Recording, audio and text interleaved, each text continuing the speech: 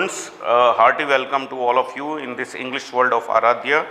Myself, Rasmin sir, teaching English to the students of standard 9 to 12 in English medium. Students, if you remember, we were doing your first poem. I had already finished the explanation of the poem and we were doing the figures of speech of every line.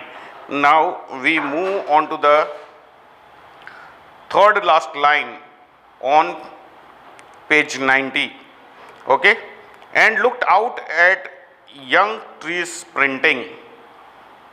So the writer, just to divert her attention, looks out, and what she finds that young trees are sprinting. So here the young trees are given the quality of sprinting, that is personification. Trees cannot move, okay, and yet they are given the human quality of running very fast, sprinting.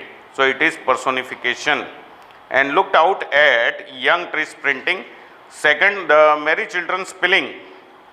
So if you take the same line, young trees sprinting and the merry children spilling, then it is internal rhyme, because sprinting and spilling, ing word is repeated in both, okay. It is also metaphor, because merry children are compared with some liquid.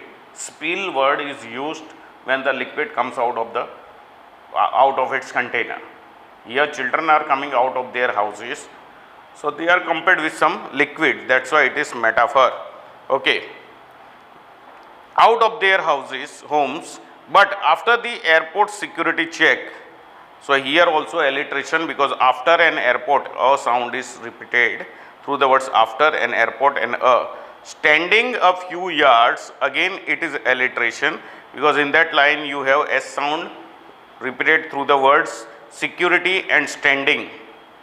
Away, I looked again at her. If you take the entire line, after the airport security check, standing a few yards away, I looked again at her. So there all these two lines will make it what? Climax, because one after the other action takes place. First the security check, then she stands a few yards away from her mother, and then she looks at her. So the figure of speech over there is climax. Now if we take the same line on page 91, first line, I looked again at her when pale. So when and pale both have the same meaning, pale. So that's why it is tautology, okay. Now if you add another line over there, I looked again at her when pale as a late winter's moon. So here again mother's face is compared with the late winter's moon. So it is simile, because the word of comparison as is also used, and in that particular those two lines, I looked again at her when pale as a late winter's moon. So a sound is repeated through the words at, as, a, all these words. So that's why it is alliteration as well. So both the lines are tautology, simile and alliteration. And felt, now we move on to the next line, and felt that old familiar ache, my childhood's fear. So again students, you see here the old familiar ache and childhood's fear, both are same, okay, both are same. So you can say that it is tautology.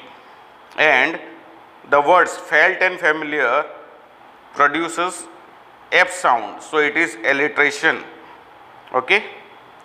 And I felt that old familiar ache.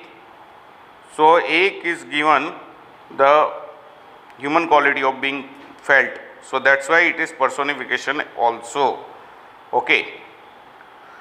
But all I said was see you soon, Amma. All I said was see you soon, Amma. Now in that particular line you see S sound is repeated through the words said, see soon. So that's why the figure of speech in that particular line is alliteration. All I said was see you soon, Amma. So that is the figure of speech for that line is alliteration. And the last line, all I did was smile and smile and smile. So smile and smile and smile. Smile word is repeated thrice and word is repeated twice. So the figure of speech is repetition. If you take it from the beginning, all and, so that those are different sounds, different words for the same sound. So you can say it is alliteration also. So the last line is simile also, sorry, repetition also and alliteration also. So students, with that we complete the figures of speech of this particular poem. Now let's look at the question answers of this poem. First one, what is the kind of pain and ache that the poet feels? So the pain that she has is that she will be separated from her mother forever. Okay, that is the pain she is feeling. When she looks at her mother, she is looking very old, almost like a dead body. That time, that pain is revived, that fear is just coming back to the author's mind. Okay, so that is the pain, and this ache is that she is seeing her mother for the last time. When she comes again, her mother may not be alive. So these two things she feels over here as pain and ache. Second question, why are the young trees described as sprinting? So it is a natural process that when you are in a moving vehicle, the things around you would appear moving to you. Actually those things are not moving, you are moving. But that is a natural phenomena, that when you are in a moving object, the other objects which are stationary, they would appear moving to you. Okay, so that's why here the poetess has described the young trees moving, and that is also in contrast to her mother's age. Her mother is one side, her energy is going down. Okay, she is getting very old, so she might stop moving at all, and here young trees are moving. So just to show that contrast also, the young trees are showed sprinting. Okay, why has the poet drawn in the image of the married children spilling out of their houses? So this is basically done because the writer, you see, was getting very much disturbed at the thought that she would lose her mother, she would get separated from her mother forever. And to divert her attention from this thought, to take out that thought from her mind, she just looked out. When she looked out, she found the trees sprinting and the married children coming out of their houses. This is just to show the contrast, that one side when life is just getting ended, the other side the life is growing. Married children means happy children are compared with some liquid. As the liquid comes out, okay, and liquid finds its own way, similarly the children also are coming out of their houses and they are showing the joyful life, while the other end you have what? Very sad life, which is now ending. Okay, next question, why has the mother been compared to the late winter's moon? So students, as I explained to you, when it is the middle winter, okay, highest point of the winter, that time the day is very short and night is very long. So in such nights the moon will appear very brightly, okay, and it would shine like anything. But in the last part of the winter, what you will find, the day is longer and night is short. So the moon does not appear that much shiny. The moon appears very dull in a late winter's night.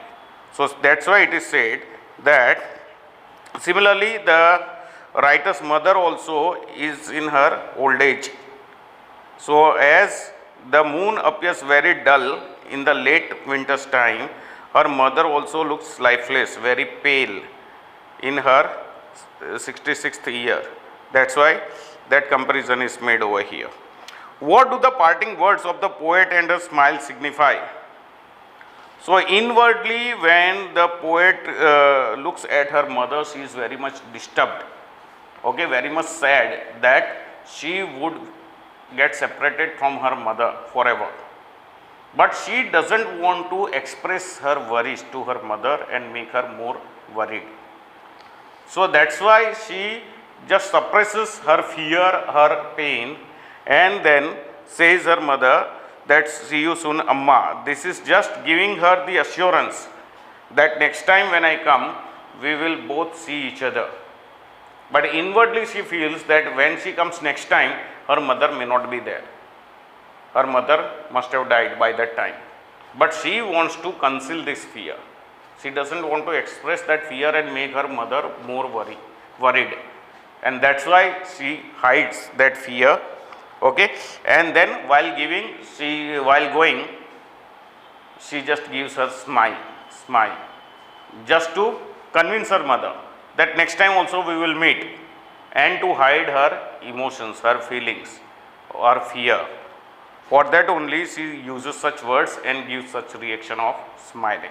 Okay, students, with that we come to the end of all these question answers. I hope you will be able to write those answers, and you will also be able to make out the figures of speech of every line of this poem. So with that we come to the end of this beautiful poem. Once again, students, I appeal to you to go through this poem, to go through the question answers and the figures of speech as I taught you. I am sure you will never make mistakes in that, and you will get full marks for that. Thank you and have a nice day.